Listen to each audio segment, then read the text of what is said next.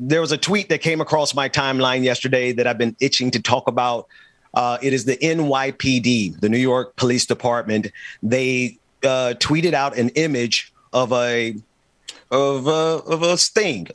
They seized and they do this from time to time. They would, line up all the cocaine or loan up all the weed or whatever, the weapons and the money that they confiscated. They'll do it and they'll put their mask on and they'll brag about what they seized. Well, in this image, they're bragging about seizing diapers, baby wipes, formula, body wash to the tune of $1,800. And I'm like, would y'all get a load of these losers? They tweeted out. Now they've deleted the tweet because obviously they jumped the shark here.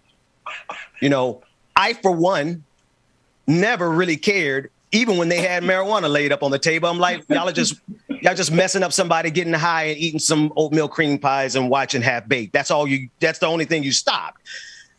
But now they said, no, it's not enough for us to have these seizures over weed. We're coming to confiscate people. And the reason now, and let me, if there's any need to be fair to these people, it's because these items were shoplifted. And because these items were shoplifted and there was complaints of larceny, they did a sting. I don't know if it was a no-knock warrant.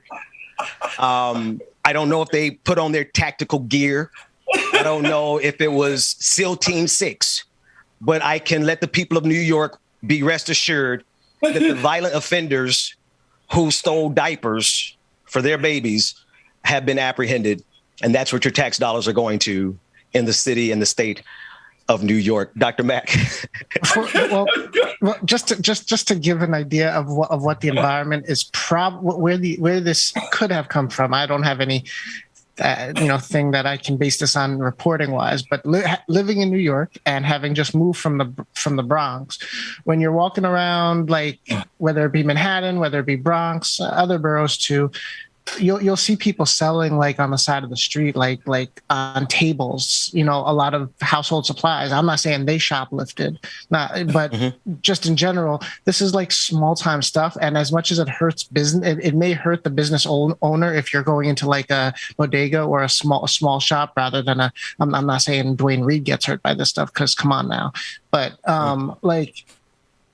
the fact that they're bragging about this is not $18,000.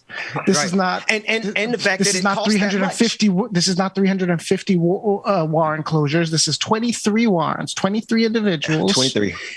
And if you divide $1,800 by 23 people, come on, man. This is what the NYPD. Let me pull up my calculator, because I didn't do that before, and I just want to get the math in real time here. What is the 1,800 by those 23 warrants that they closed? $78. Oh my! They just took down people for $78 a piece. I mean, come on, NYPD, come on. This is what you're putting your millions in budget toward? Maybe it's perhaps now, Dr. Mack, I am not the most physically in shape. No. But I would like to challenge you on a sit-up challenge. That's a whole different conversation. I am going to be very careful in mocking these guys' weight because I'm not in the best physical shape.